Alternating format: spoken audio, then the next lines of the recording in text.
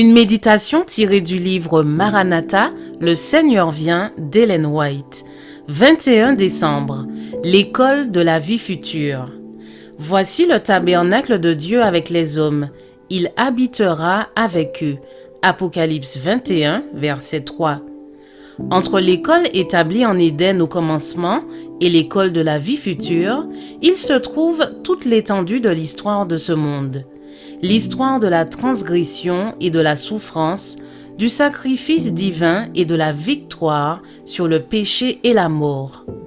L'école à venir ne sera pas exactement semblable à celle de la première école d'Éden.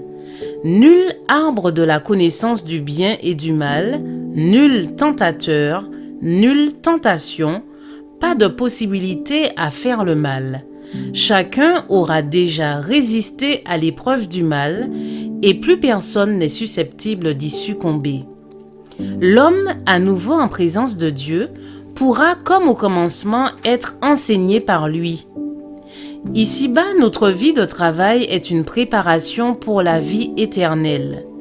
L'éducation commencée ici ne sera pas achevée dans cette vie, mais elle doit se poursuivre durant l'éternité en progressant toujours, jamais achevée. Tout principe correct, toute vérité apprise dans une école terrestre nous fera progresser dans cette proportion à l'école céleste. Comme Christ marcha et conversa avec ses disciples durant son ministère sur cette terre, ainsi il nous enseignera à l'école céleste, nous guidant sur les berges du fleuve d'eau vive et nous révélant des vérités qui, dans cette vie, nous semblèrent des mystères cachés à cause des limitations de l'esprit humain, tant gâté par le péché. Alors, ils saisiront le déroulement du grand conflit qui commença avant le temps et ne finira qu'avec lui. L'histoire du début du péché, de la funeste tromperie dans toute sa fausseté, de la vérité sans détour victorieuse de l'erreur, tout sera éclatant.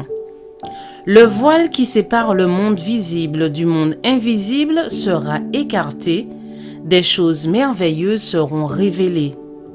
Chaque faculté se développera, chaque capacité augmentera. L'acquisition de nouvelles connaissances ne fatiguera pas l'esprit et n'épuisera pas l'énergie. Les plus grandes entreprises s'y mèneront à bonne fin. Les aspirations les plus élevées et les plus hautes ambitions pourront s'y réaliser.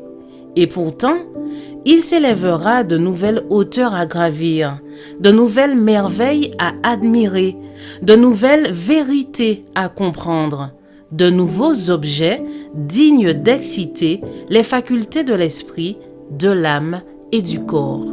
Je vous souhaite une excellente journée, que Dieu vous bénisse.